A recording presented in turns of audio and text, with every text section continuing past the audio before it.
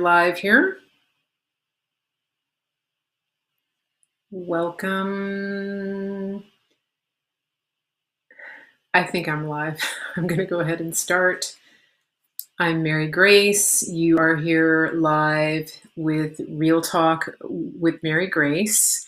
And it is Wednesday, the 2nd of December, 2020. We're getting started a little bit late today. I apologize. Just a lot going on. So welcome everybody. Please share this. Please invite followers. Please get other people here. If you are on Facebook, I do ask that you copy the link and paste it into any groups that you belong to. That's the best way to get the message out on Facebook. If you're on YouTube, please make sure that you are subscribing to the channel on YouTube. Make sure that you hit the like button and turn on the notifications.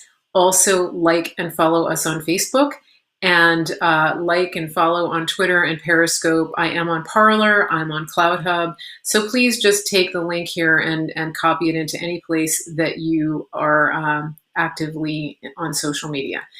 Welcome, everybody. It is a great day to be an American. Super happy to be here. Very grateful that you're all here. I wanted to thank everybody who participated yesterday in the live stream that I did from the press briefing in Arlington, Virginia. I'm going to talk a little bit about that in just a minute. And I'm just going to give you that information. So I wanted to tell you that since yesterday, we did a live stream from the press conference. It got broken up a little bit, but we've had over 65,000 views on that particular segment of the press conference. And that was the one that we did with Phil Klein from Amistad, from the Thomas More Society. So that is very exciting because it was a huge exposure of some of the very tangible evidence of actually election fraud that's taken place during this election. So I wanted to thank everybody. If you haven't seen it, it is on my Periscope feed. You can go to this channel on Periscope, Mary Grace Media, and you can watch it. You can watch it in its entirety. There's part 1 and part 2. And then there's also an interview that I did with one of the gentlemen who was a witness there. And he also was one of the witnesses in Pennsylvania last week when they did their appearance before the legislators in Pennsylvania. I'm just looking for the information. I have a packet here. Sorry about the noise. So Gregory Stenstrom is the one who did the interview with me yesterday. So you want to make sure you watch that as well.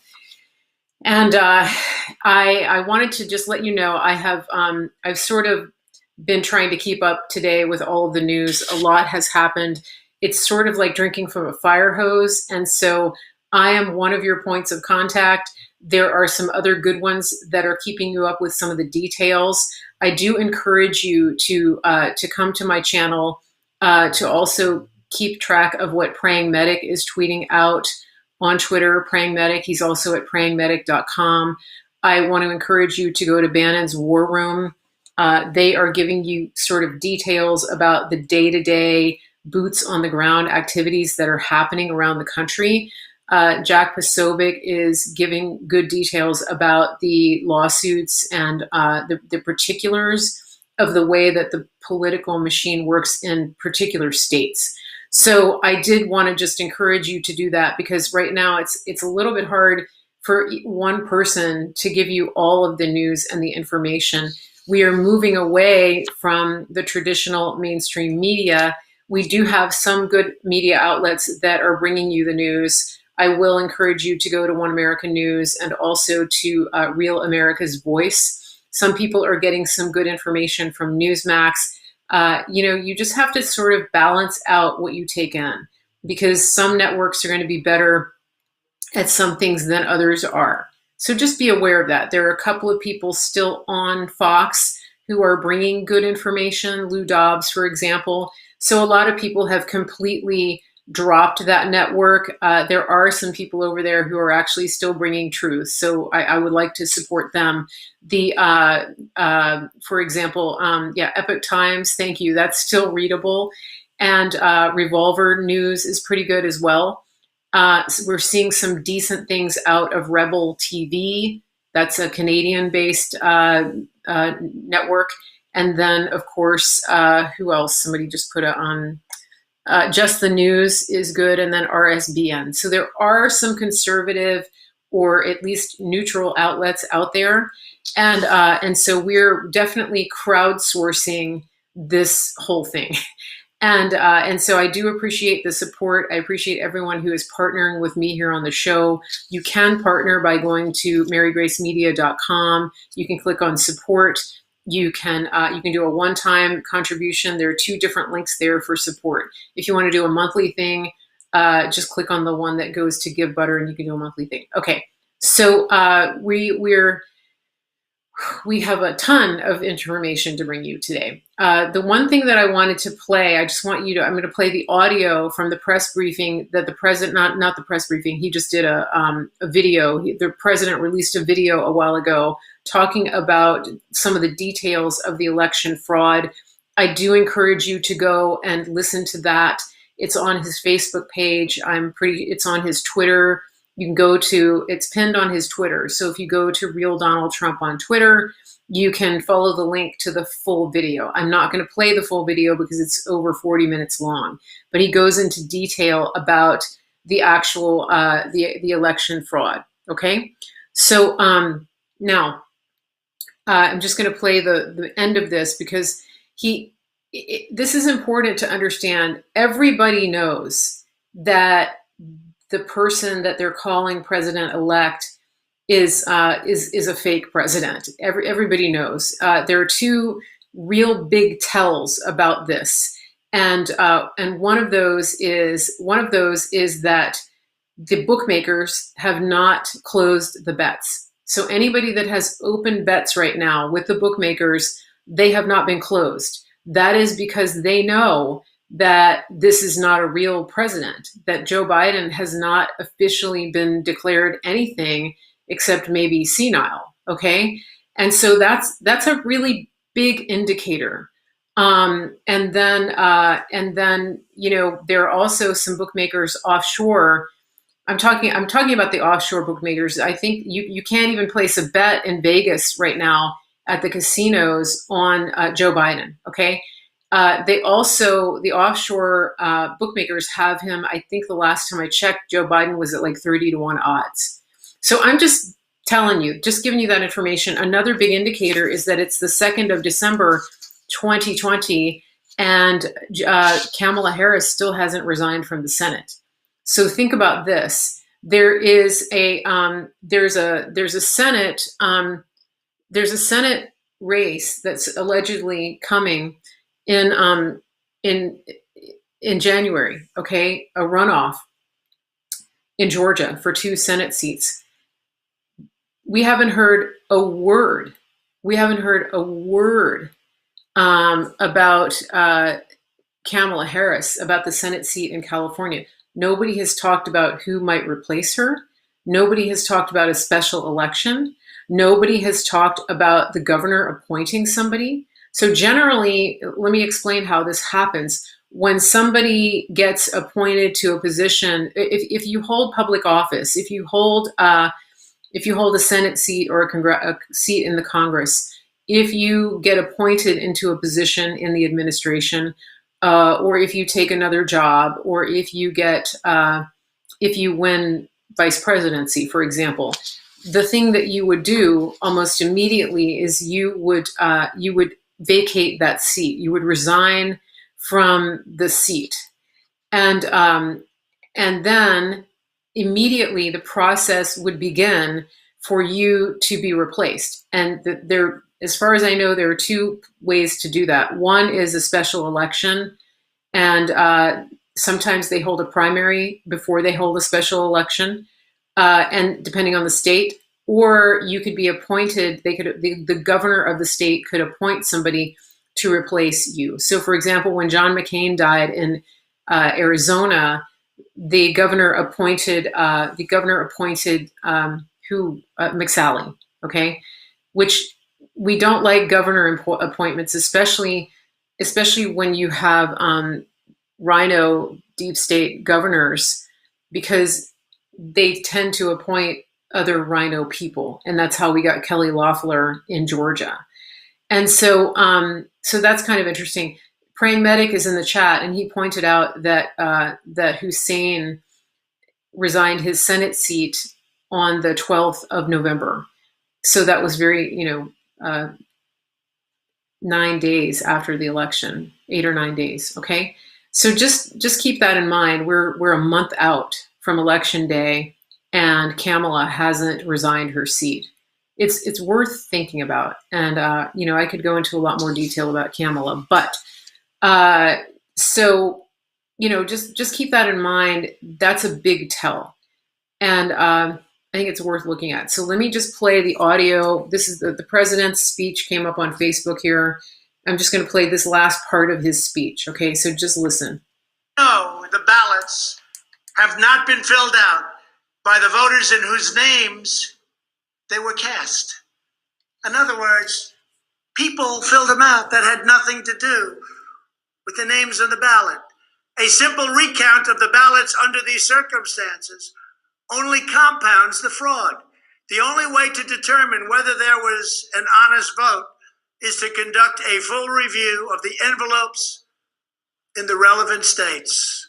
You will find that many of them, tens of thousands, have fraudulent signatures. A full forensic audit is required to ensure that only legal ballots from lawfully registered voters that were properly cast are included in the final count. This election is about great voter fraud, fraud that has never been seen like this before. It's about poll watchers who were not allowed to watch. So illegal. It's about ballots that poured in, and nobody but a few knew where they came from, but they were counted, and they weren't for me. It's about big leads on election night, tremendous leads, leads where I was being congratulated for a decisive, easy victory, and all of a sudden, by morning or a couple of days later, those leads rapidly evaporated. It's about numbers of ballots that were sent that nobody knew where they came from. It's about machinery that was defective, machinery that was stopped during certain parts of the evening, miraculously to open with more votes. It was about many other things, but above all, it was about fraud. This election was rigged. Everybody knows it. I don't mind if I lose an election, but I want to lose an election fair and square. What I don't want to do is have it stolen from the American people. That's what we're fighting for, and we have no choice to be doing that. We already have the proof, we already have the evidence, and it's very clear. Many people in the media and even judges so far have refused to accept it. They know it's true, they know it's there, they know who won the election, but they refuse to say, you're right. Our country needs somebody to say you're right. Ultimately, I am prepared to accept any accurate election result. And I hope that Joe Biden is as well. But we already have the proof. We already have tens of thousands of ballots more than we need to overturn all of these states that we're talking about. This is an election for the highest office in the greatest country in the history of the world. Every reasonable American should be able to agree, based on what we have already documented, that we need a systematic analysis of the mail-in ballots to review the envelopes. It's about the signature. And if they're on the envelopes, we can only review the envelopes, and that will tell us everything. This is the absolute minimum we should expect. This is not just about my campaign, although it has a lot to do with who's going to be your next president. This is about restoring faith and confidence in American elections. This is about our democracy and the sacred rights that generations of Americans have fought, bled, and died to secure. Nothing is more urgent or more important. The only ballots that should count in this election are those cast by eligible voters who are citizens of our country, residents of the states in which they voted, and who cast their ballots in a lawful manner before the legal deadline. Moreover, we must never again have an election in which there is not a reliable and transparent system to verify the eligibility, identity, and residency of every single person who casts a ballot, a very, very cherished ballot. Many very smart people have congratulated me on all we've done. The biggest tax cuts in history, regulation cuts, the biggest in history. We rebuilt our military. We took care of our vets like never before. Okay, so I just wanted to get you, the part that I really wanted to highlight there, because this is something that he's been saying from the very beginning, even before Sidney Powell and Lynn Wood came out with the revelations about Dominion voting. And that is, he said, we already have the proof. He was saying that within days of the election. And I really want to emphasize that, because this is something that I've been trying to emphasize to you from the very beginning. And it was a hunch that I had, which was that we were monitoring in real time the actions of the nefarious actors who were manipulating the vote and doing these things on the computer through the servers. Okay, and so this is the important part, because there's a lot of theater happening right now, and there's a lot going on behind the scenes. And one of the things that I have told you before is that there's a lot of times with Trump and with his administration and with his team, with the team of patriots, is that you don't necessarily see everything that is going on. And there's a lot of public display of outrage and what I would call theatrics that is for the public's consumption, but also for the media and for the benefit of the deep state who are watching his every move. Because here's the thing, one thing that we know for sure about President Trump is that he is not going to tip his hand when he's in the middle of an op, when he's actually solving problems and accomplishing what he needs to accomplish. He's not going to tell anybody what he's doing. And so I really think that it's so important that you understand that he is not going to broadcast his moves, and that one of his biggest strategies is that he plays the victim pretty well. And, he puts himself in a position of looking weak, and that's by design. And it's really hard to watch. It's hard for people to watch, and it's hard to stomach sometimes, because especially if you're an empath, right? And especially if you're listening to the media at all, because they want you to believe that he's just completely lost the plot, and that the walls are closing in, and that he's completely distraught by everything that's going on, and that he just, that he's ready to give up, and that he doesn't have a solution, and that people in the White House are talking him into conceding. And so that's important to understand, that he's never going to concede. If you watched Lynn Wood today and Sidney Powell in their press conference, they said flat out, Lynn Wood said, I talked to the president, he's not conceding. He will not concede based on a fair count. And that's the key right now, is because if you've watched even a fraction of these hearings, of these eyewitnesses who have come along at their own personal risk, I want to stress that. These are people, these are everyday Americans, some of whom didn't vote for Trump, many of whom didn't vote for Trump. they're not gung-ho Trump supporters. They're not coming out, from a place of cult-like blindness that the media likes to point to say this is just the Trump cult. They can't cope with the fact that he lost. That's not what's happening.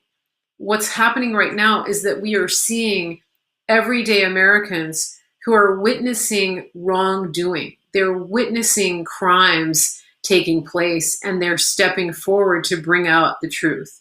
And I had the privilege yesterday of being able to film to film the press briefing that happened yesterday in Arlington, Virginia, where we had 3 whistleblowers who came forward, one of whom was a truck driver. And the interesting thing about his story is that he wasn't partisan. He didn't vote in the election. He was a man who really is just trying to make a living, and he's a contract driver for the post office. And what he witnessed was just bizarre and wrong, and he knew that he had to speak up. And I met his mom, and she was just a sweet lady who loves America, and so she was there with her son, and he he came forward and gave his testimony. His name is Jesse, and the president tweeted about it.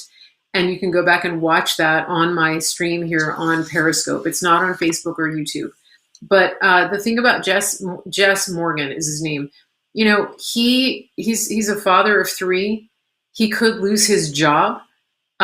He could get threatened.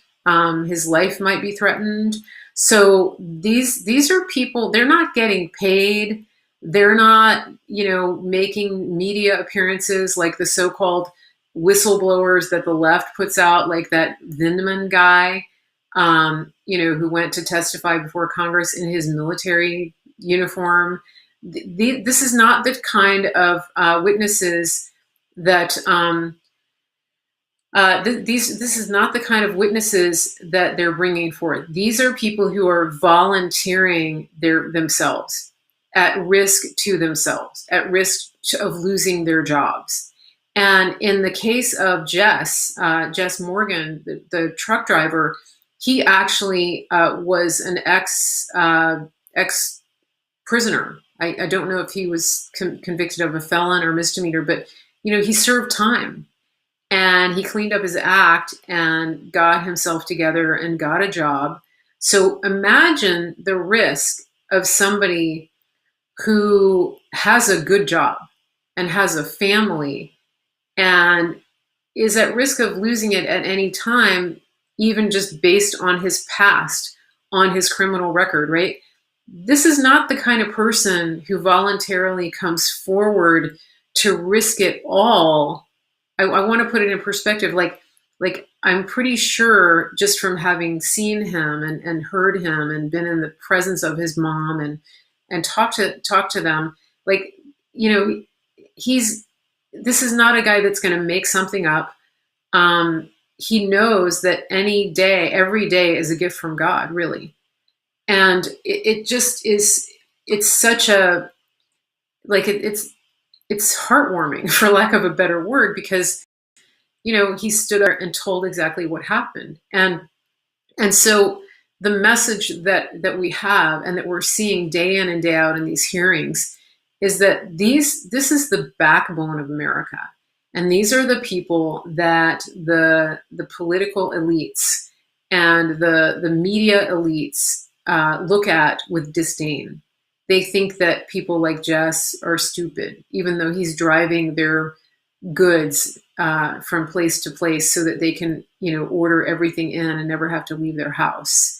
They think that people who served in the military and got their education through the military but didn't get a college degree are stupid. They think that those people are deplorables, that they're like the dregs of society, and it's incredibly condescending. It's a condescending attitude, but the truth is, 99% of the individuals who came forward so far to give their testimonies fall into that category. And so that's America. So what you're seeing right now in these testimonies is America. And that's really the key. And that's who the president is fighting for. And Lynn Wood said it really beautifully today when he was talking about this, because if the key thing here is that President Trump is fighting for the future of all of our children and grandchildren.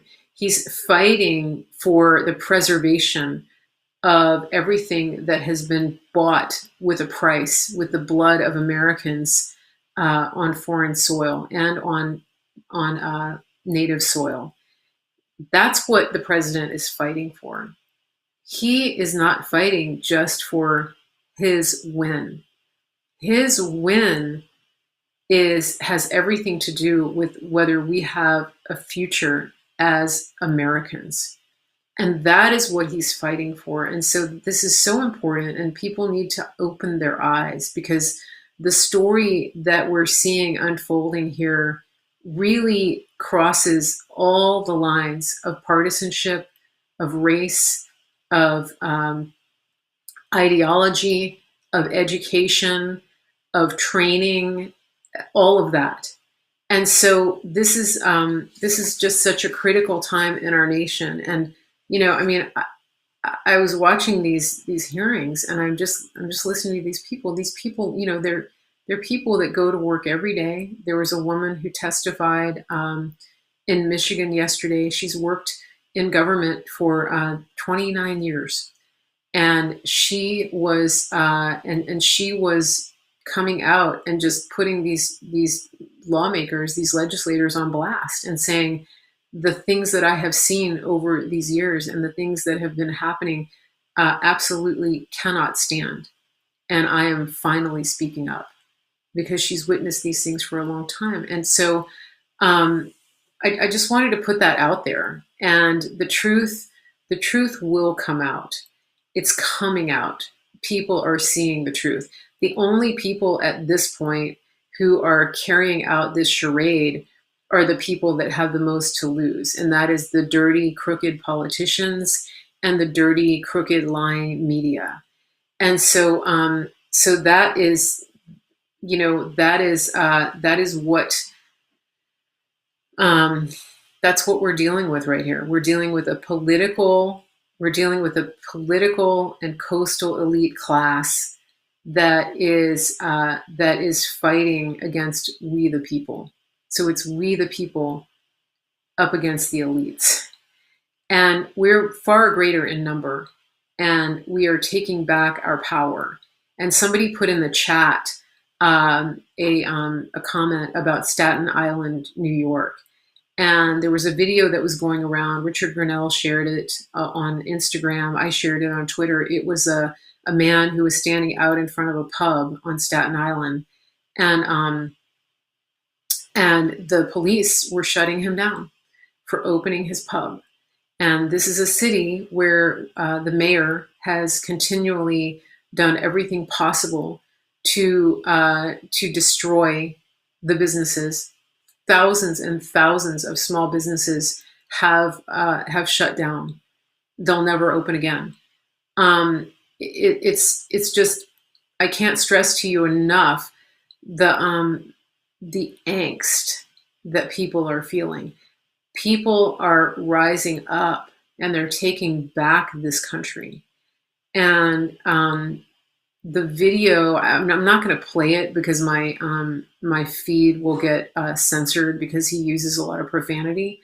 But I think if you probably go on Twitter and just search Staten Island, you'll see it. It's worth watching, because the man that posted the video, I mean, he's just, it's a cry from the heart, because the police are standing there. And this video is exactly what somebody put in the chat: fight like a Flynn. Okay. And somebody said that there's a rally at 6 p.m. today, all hands on deck. Okay, so are you in Staten Island? Because if you are, give us the location. This is important. This is what people need to be doing. People need to show up and go to these restaurants. And he said the entire street should be full of patriots, and I agree. Even if you're not going to go buy a drink, you should be out there.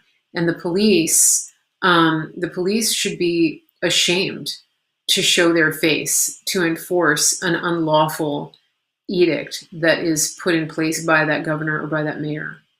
Um, Kayleigh McEnany today, Kayleigh McEnany opened her press briefing with an excoriation of these governors and mayors who are putting these draconian measures in place and discriminating blatantly against business owners, against small business owners and people of faith. And she called out different governors and other elected officials by name, and it was damning. It really was. And she called out their hypocrisy, the hypocrisy of Gavin Newsom going to dinner at a restaurant where I think the bar bill alone was $15,000. It was an indoor restaurant after everybody else is closing their indoor restaurants after they have spent hundreds of thousands of dollars stocking and just purchasing food to restock their restaurants after they've been given permission to open up. She really pointed that out. And of course, not a single person in the press pool said a word about it. Not a single question, not a single comment, because they're so obsessed with getting Trump. They're so obsessed with issues, with palace intrigue, with things that had nothing to do with what she said. It's disgusting. The same thing happened last night when I was in the briefing. Yesterday when I was in the briefing in Arlington. I asked a couple of questions. So if you were watching on One American News or Real America's Voice and you heard some of the questions and you thought that sounds like Mary Grace, it was me. But nobody. First of all, they didn't have hardly any legacy media there, but there were very few questions except from the independent media, and that just speaks volumes. We have the address here of the location in Staten Island. So if you're in New York and you can get there by 6 o'clock, it's going to start very soon. Max Public House on Lincoln Avenue, 6 p.m. Staten Island. So they're gearing up to that right now as we speak. And I have a feeling it'll be going on for a little bit. So go buy a drink, get some appetizers, support them, because people need to take a stand. And I've been saying this for a long time. You have to. And there was a restaurant owner in in Toronto last week, a barbecue owner. He has a group in Canada. They've started a GoFundMe for these businesses who are defying the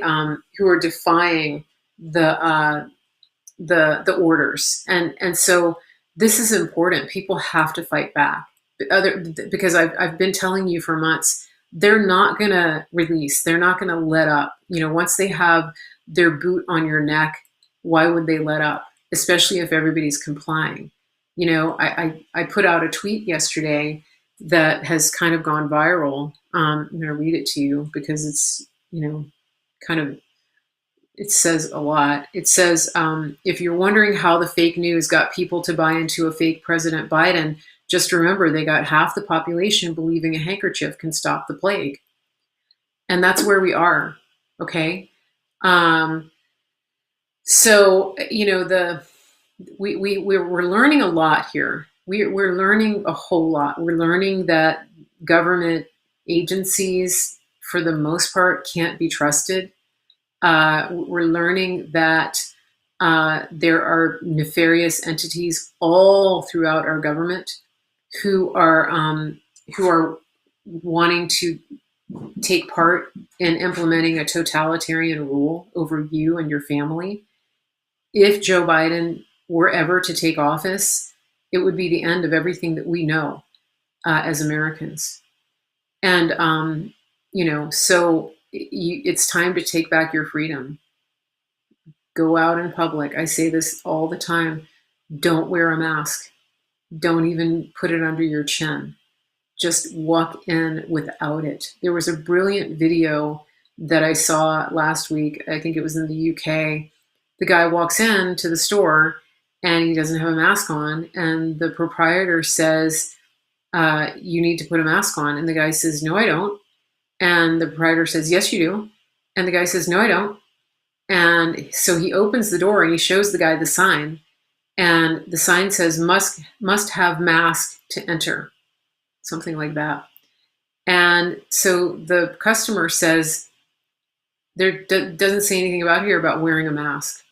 And so the owner, the proprietor says, you have to put up the proprietor says, you have to put it on. And the customer goes, no, I literally don't. I don't have to put it on. And so the proprietor finally goes, well, would you please just put it on? And so the customer puts it over his head like a hat. It was the funniest thing. I mean, yeah, it really was. But going back, it's good to be able to laugh. But the truth is, it's really important that you understand that this is for the country, and I was talking to somebody today, her daughter works in healthcare. And of course, they're going to force them to take the stupid coronavirus to keep their jobs, And as it is now, there are people in healthcare who they force them to take the flu. I don't take the flu shot. I haven't. But even if they tried to force me, I couldn't because I'm allergic to eggs. So by the way, if you have a job that's trying to force you to take the flu shot, you can't take it if you have an egg allergy. So that's just something to keep in mind. Allergic. Also, if you have a religious exemption, don't comply. I'm starting to think that we're going to need religious exemptions for the face coverings because there's, I don't know that America can continue to get away with governments passing laws about face coverings because that is infringing on my First Amendment rights.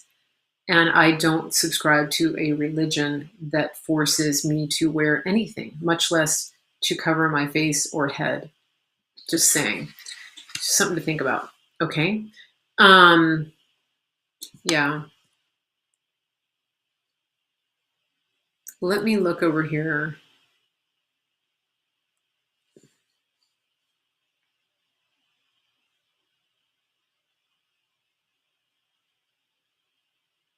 I'll look at my notes here.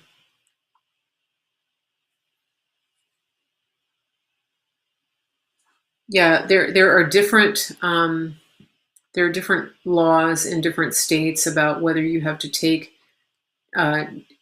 show records for vaccines and things like that. I'm not going to take a deep dive into that. That's not really my lane. But yeah, that's there's a lot of people who are experts on that and who can advise you on that. Okay, so I wanted to read you something though. There's an account that is no longer on Twitter. It's Rex. A lot of you have been following Rex for a long time, and he's on Quad Verum. So some of the really good accounts on Twitter got deleted a long time ago, and they just never came back. And one of them was Rex, and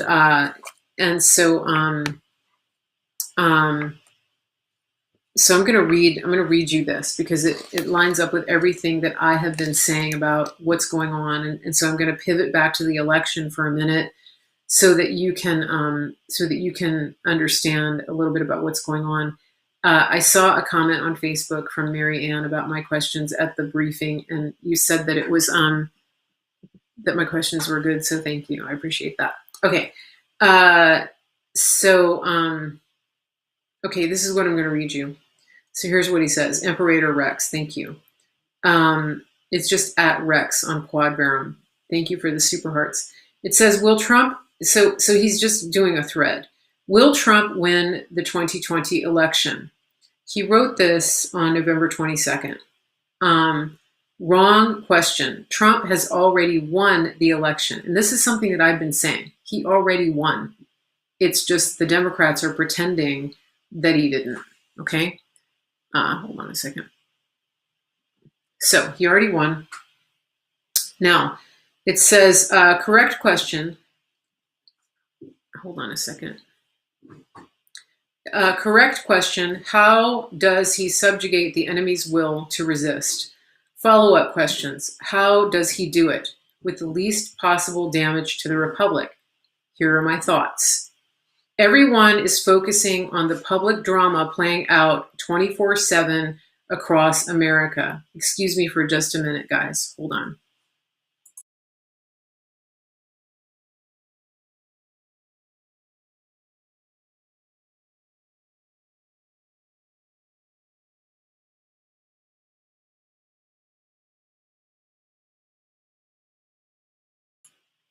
I'm back.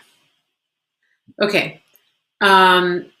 Everyone is focusing on the public drama playing out 24/7 across America. So this is important. The public drama. Remember, I told you about that. All right. In particular, the various legal actions being taken by Team Trump and others in different state and federal courts. Fair enough. However, the analysis is wrong. It assumes the outcome is in doubt when it's not. Now, you need to understand this. It assumes the outcome is in doubt when it's not. All right? Just keep that in mind. All right? It assumes the outcome is in doubt. I have been saying this from day one. President Trump won the election. President Trump won the election. That has never been in doubt. I have told you this from day one. All right? Now, Trump has known about the Democrats' vote fraud schemes for years. There are tweets as far back as 2012.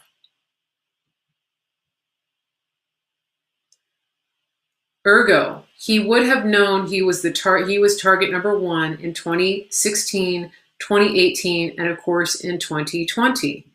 And he was prepared. Trump's 2018 executive orders, CISA trap, and infiltration into vote count centers is good evidence of that. So again, I've talked to you. I've talked to you about this before. Okay, he was prepared. He's put people in these organizations.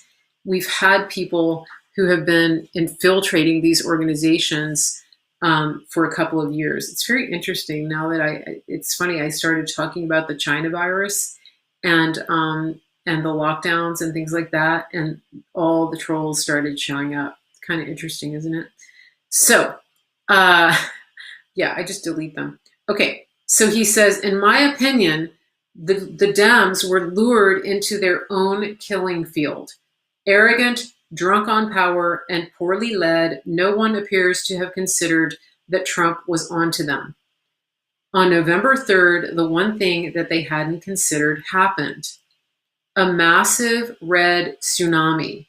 The Dems panicked. The mail-in ballots exposed them and revealed everything else they were up to, including the horrendous digital fraud. This narrative of a desperate Trump losing legal cases while he sits in the Oval Office in denial is exactly the opposite of what's happening. So he's confirming a lot of what I'm telling you, all right, what I've been telling you. Think of a desperate and divided Democrat Party machine trapped while Trump looks on in fury. One thing to understand about the Democrats, thank you for the super hearts. One thing to understand about the Democrats is that they're actually divided, and there are a lot of factions, and some of the factions that we're looking at also are Republican. And so these are like the political elites that I'm talking to you about. They're very deep, and they're in deep muckety muck. Okay. All right. So The Dems are in a terrible position. All they can do is gaslight Biden to inauguration. But given Trump has them dead to rights, everything they do makes it worse for them. The chat just started to catch up here. Which takes us back to the original two questions. Again, I doubt that Trump wants to plunge America into yet more division. I think he wants to put a final end to this assault on the presidency, Constitution, and people as quickly as possible. The question is, how? Sure, a SCOTUS vindication may be the answer. We are seeing Obama judges blocking each Trump case. Doesn't matter. Now, here's where I want you to pay attention, especially some of my people on Facebook, because every time a case gets blocked or denied or whatever, okay, the thing, they want you, the media is going to jump on that, and they're the mouthpiece for the Democrat Party. And so they are going to do everything possible to make you think that it's a complete and total loss for the president. All right. So let's go back to this. It says sooner or later, one of those cases will likely go to SCOTUS. Now there is a case now going before SCOTUS. It's the Sean Parnell case in Pennsylvania. Okay. SCOTUS will rule one way or the other. If they decide in Trump's favor, great. If not, that sucks. But it doesn't change the outcome. Hear me again. It doesn't change the outcome. Now, Praying Medic did a whole segment last night where he went into more detail about all of the possibilities and the paths that the president could take to make sure that he is president, that it will happen, okay, where the outcome is what we know it's already going to be, okay? So you should definitely go back and watch that. Now, this is the next thing. It says, if Trump wants SCOTUS to be the vehicle, I think he will want to make sure that any decision will be easy for the judges. He wants to protect SCOTUS, not make it a target. That means that the criminals will have to be exposed, and Biden may even concede before any SCOTUS hearing. But how does that happen? Again, let's not be distracted by the public drama. A lot of you are, okay? Remember, we're not living in a TV show. This is not going to get wrapped up in 30 minutes, okay? Just remember that. Trump has a very powerful private option that everyone seems to have forgotten about. What would that be? Our old friend, the Title I FISA warrant. Now, I've talked about this before. What is FISA? It's the Foreign Intelligence Surveillance Act. It allows us to listen in on people, on foreign individuals who we think may be committing crimes with Americans involved, okay? And Rudy Giuliani actually knows a lot about this. He's very well-versed in this, just FYI, okay? So FISA, why would we need the FISA? Well, he's going to explain this. If what Sidney Powell is alleging is credible, this is one of the most serious national security situations America has ever faced. I believe that. Foreign actors working with American citizens are trying to steal an American presidential election. Unlike the Obama, Clinton, Trump, Russia hoax, this one is real. So you might say that Joe Biden is an agent of China. Foreign actors. Yes, Giuliani did help set up the FISA court because he was an attorney for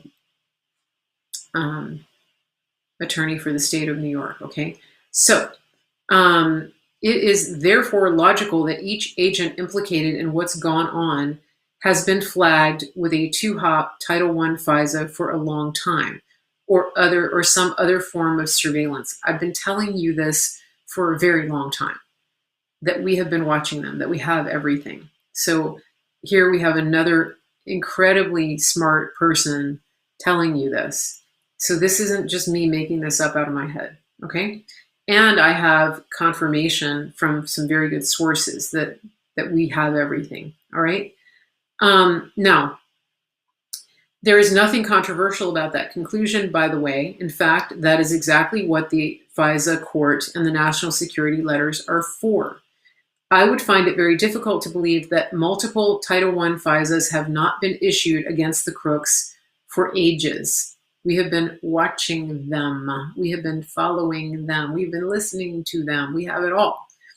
If what's happened and the allegations are true, evidence implicating everyone involved has almost certainly been hoovered up.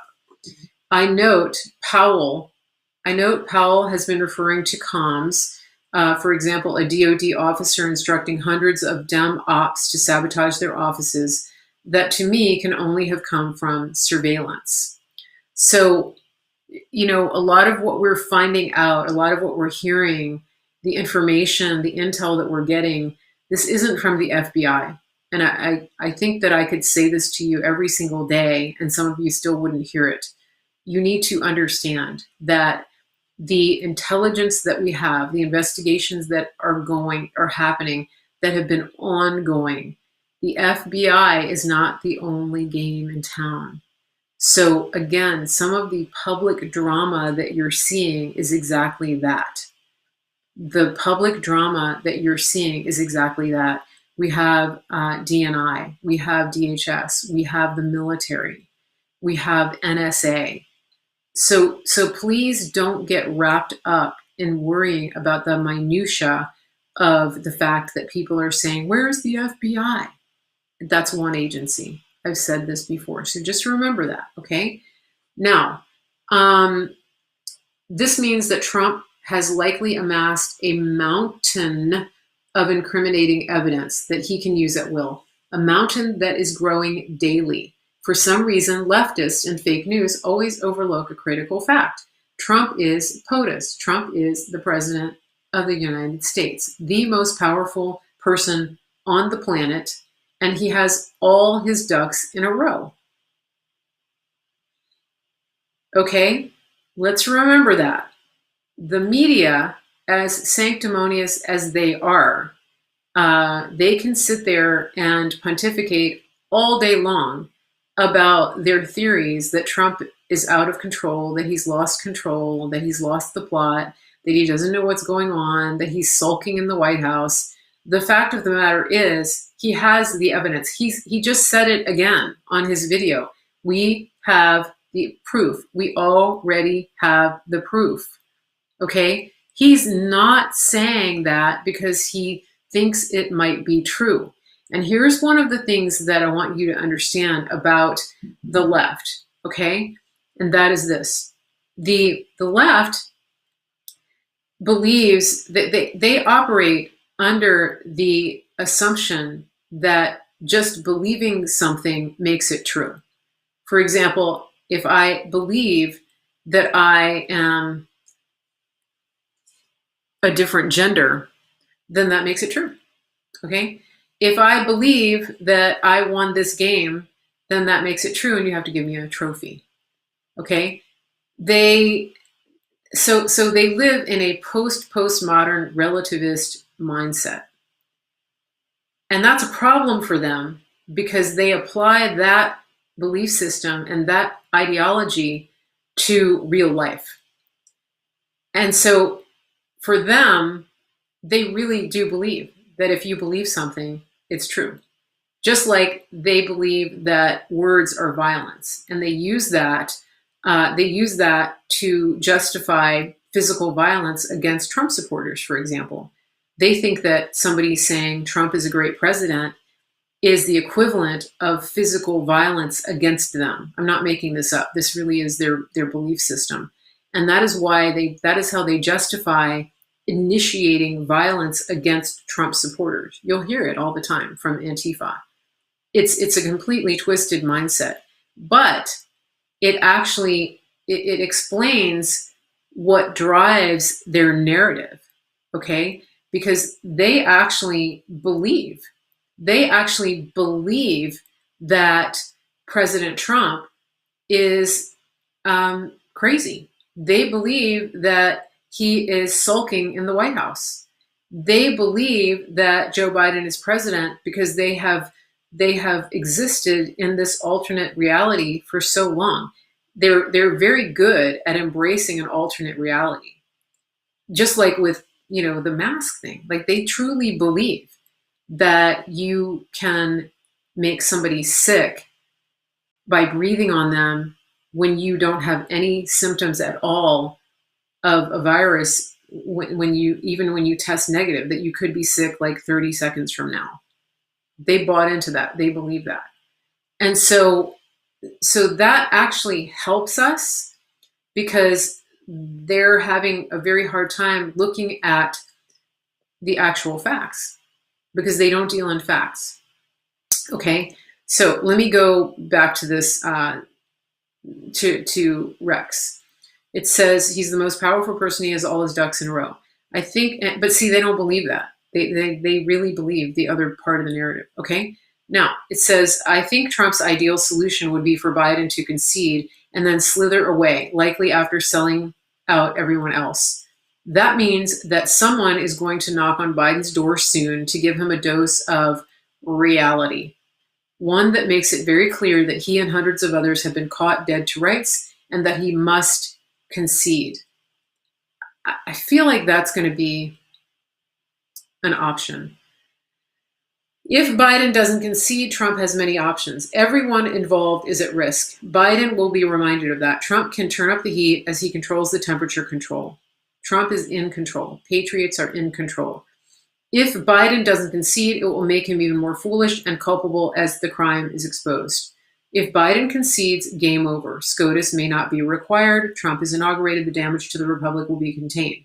I can't see street thugs protesting if Biden withdraws. If they do, the National Guard will crush them in minutes. But even if Biden does not concede, no biggie. Trump will use his evidence to expose the crime in a way that cannot be credibly explained away. An arrest will start shortly after. Street thugs, see National Guard, crush them, etc. Either way, Trump wins. Okay? Fake news can squawk all they like. Big deal. Very few believe them, and it changes nothing anyway. Rasmussen reports that 30% of Democrats think the election was rigged. Democrats. Close to 100% of Republicans agree. Fake news exists in a glittering hall of mirrors. They are irrelevant. That's a good way of describing it. It is. They literally, it's like a hall of mirrors, They look around and see 500 of themselves when there's really only one. Okay? So, one more thing. If Biden and his corrupt crew think that Biden conceding solves their future problems, they would be sorely mistaken. They have gone too far. Trump's awful justice awaits them, and you can be certain that his revenge will be remembered for centuries. Not just that, the American people will demand it. And America is at the point, if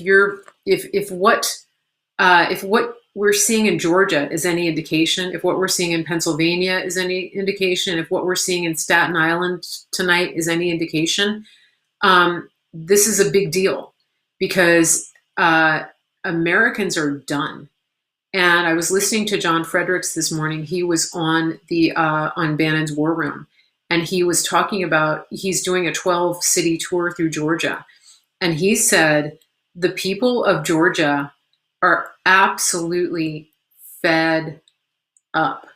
They are done. They are done. They are done. They are not willing to vote in another election. They don't believe that anybody from the RNC has their back. They do not believe that their vote will count in a special election, in a runoff.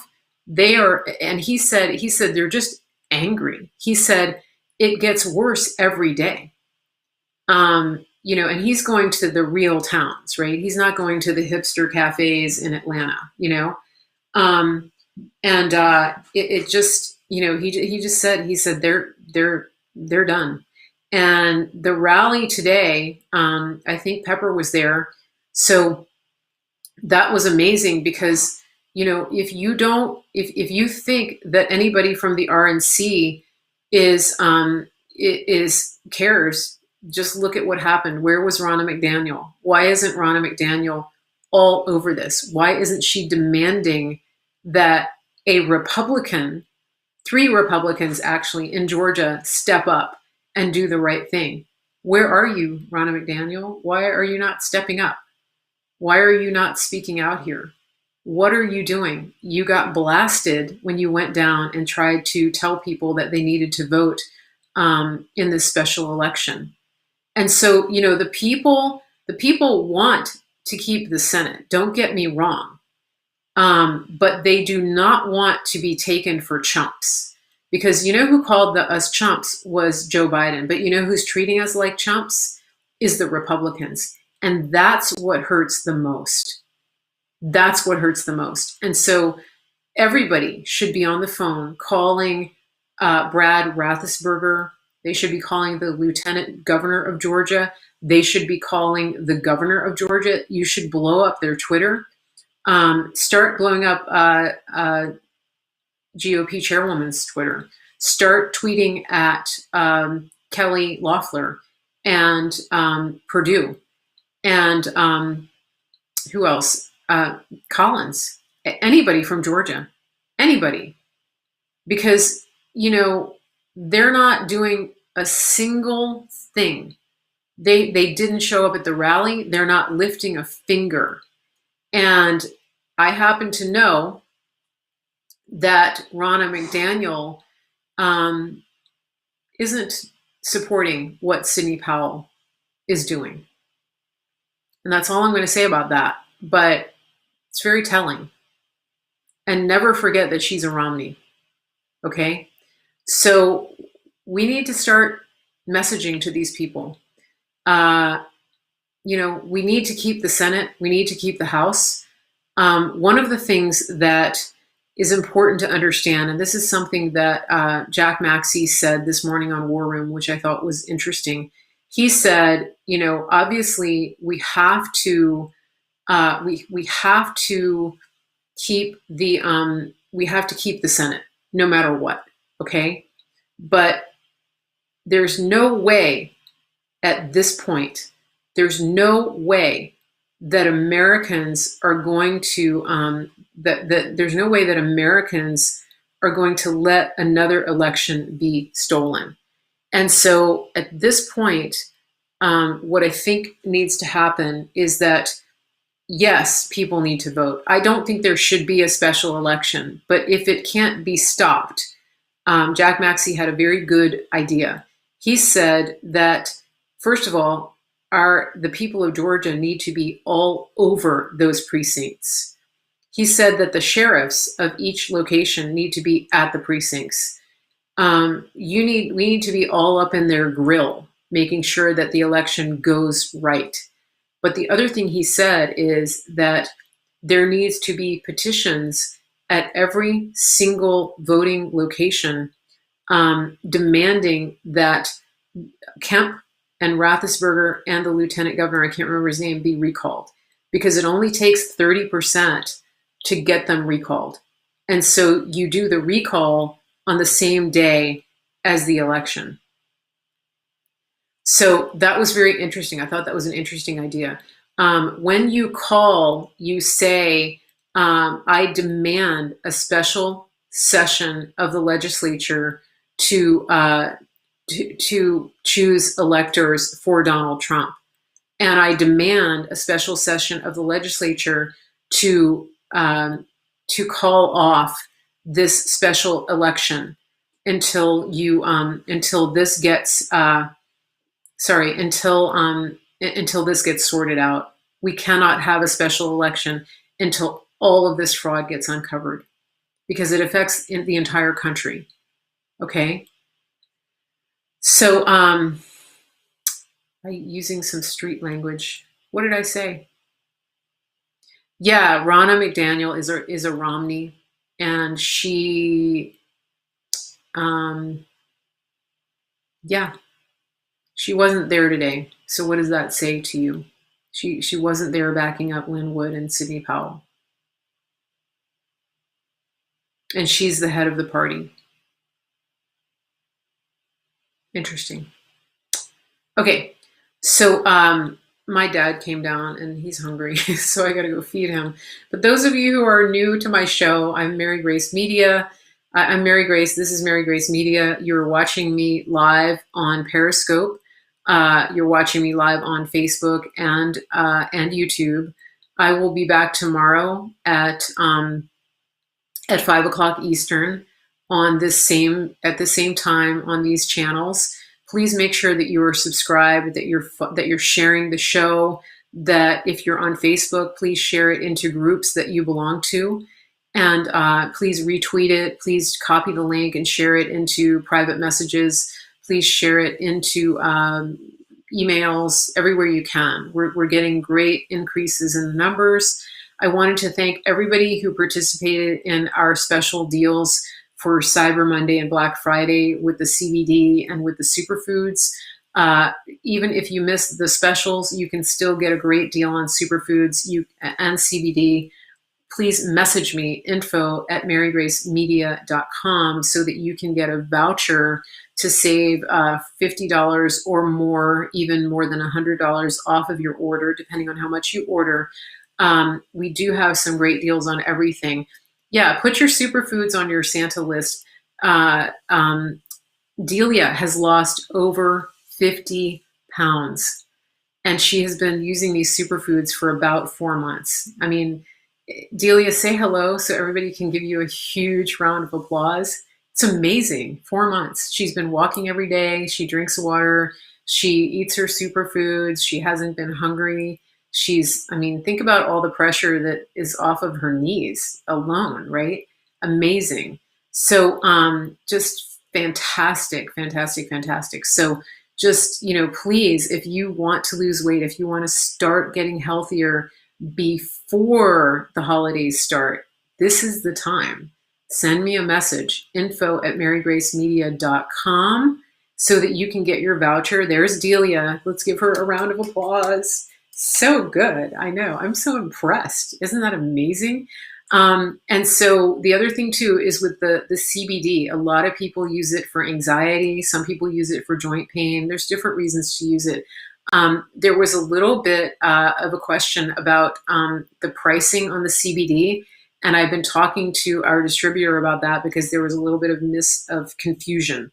So if you're one of the people that was trying to buy the CBD and for some reason the pricing wasn't right, please send me an email, because I'm starting a list of the people that might want to order, and I'm trying to get the company to honor the pricing that we were advertising. There was a little bit of confusion. Somebody asked if the superfoods are meal replacements. Yes, yeah, they're fantastic meal replacements. I eat them at least once a day. Okay, so listen, info@marygracemedia.com. Go to my website, marygracemedia.com. You can click on support if you want to. If you want to support the show, if you don't want to buy superfoods, I do get a commission when you buy superfoods. So it's win-win. You get healthy and you help support Mary Grace Media and Mary Grace Superfoods. You can get the CBD from me, info@marygracemedia.com. I'm going to give you a voucher so that you can save money, minimum of $50 on your first order, depending on how much you order. Okay. It's a great deal. And our CBD is organic. It's US based. It's CO2 processed. I'm not an expert on CBD, but I know that that's good. Okay. So, yeah, if you don't need to lose weight, that's okay. I mean, I don't need to lose a ton of weight, but I use the superfoods every day. We actually have some great products that actually help you maintain muscle. So you're losing weight if you need to, but you're not losing muscle. And that's really key. If you've ever done a strict diet where you just lost a bunch of weight and you've been like skinny fat, that's not what you want. You want to maintain your muscle. And that's what the superfoods help you do. Okay. So I have a video I'll send you with more information. I could talk about superfoods all day long, but put this on your list. Make sure you get it. We are going to be doing a transformation group starting at the end of this month and into the new year. So just, get started right. Shed the craziness of 2020. Start your December and your January off really healthy. Okay. I will be back tomorrow at 5 o'clock Eastern. Everybody have a wonderful, wonderful evening. I'm going to go watch Rudy Giuliani and cook dinner. Hope everybody has a wonderful evening. Thank you for being here, and you are watching Mary Grace Media.